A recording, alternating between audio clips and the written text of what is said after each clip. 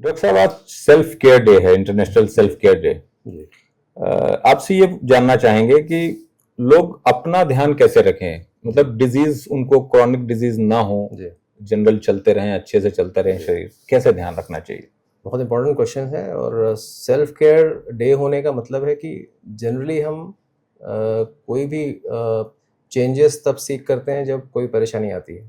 Self care day मनाने का मतलब है, मकसद ये है कि दो तरीके के होते हैं, एक self care action and self care intervention. जो सेल्फ केयर एक्शंस हैं, मतलब हेल्दी डाइट होना चाहिए, हेल्दी लाइफस्टाइल होना चाहिए, टोबैको से दूर रहना चाहिए, हेल्दी स्लीप होना चाहिए, बैलेंस डाइट या बैलेंस न्यूट्रिशन लेना चाहिए। तो ये तो सेल्फ केयर एक्शंस हो गए जो हमें डे टू डे लाइफ में लेना चाहिए। दूसरा हो गया सेल्फ केयर इंटरवेंशन। जैसे कि हम जानते हैं हर एज ग्रुप में सर्टेन डिसीजेस हो सकते हैं।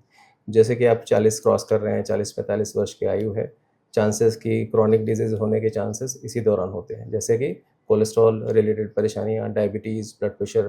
तो इसके लिए आप अपने नज़दीकी स्वास्थ्य केंद्र में जाएं, चिकित्सक की सलाह लें और प्रिवेंटिव टेस्ट जो होते हैं, जैसे कि कोलेस्ट्रॉल है, शुगर का टेस्ट है, ब्लड प्रेशर है, ये सारी चीज़ें। और अगर कोई रिस्क फैक्टर ज़्यादा है, जैसे फैमिली में हिस्ट्री है हार्ट डिजीज़ की, तो नज़दीकी स्वास्थ्य केंद्र या डॉक्टर से मिलके टीएमटी या एको भी करा सकते हैं, ईसीजी कर सकते हैं।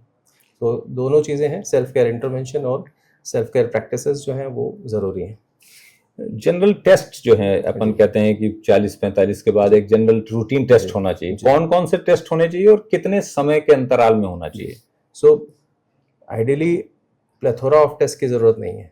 इंपॉर्टेंट टेस्ट है जैसे कि सीबीसी हो गया, रीनल प्रोफाइल हो गया, इसमें केएफटी शामिल है, कोलेस्ट्रॉल की जांच जो फास्टिंग हो तो ज़्यादा अच्छा है, blood sugar, random blood sugar अगर 200 के नीचे है तो रैंडम ब्लड शुगर, और अगर इससे ज़्यादा है तो फिर HbA1c कराना चाहिए। रूटीन ईसीजी अगर 40 के ऊपर है तो एक बार टीएमटी ज़रूर करा लेना चाहिए। और अगर हेल्दी लाइफस्टाइल एक्टिविटी अच्छी है तो ये टेस्ट 1 साल या 2 साल में रिपीट कर लेना चाहिए।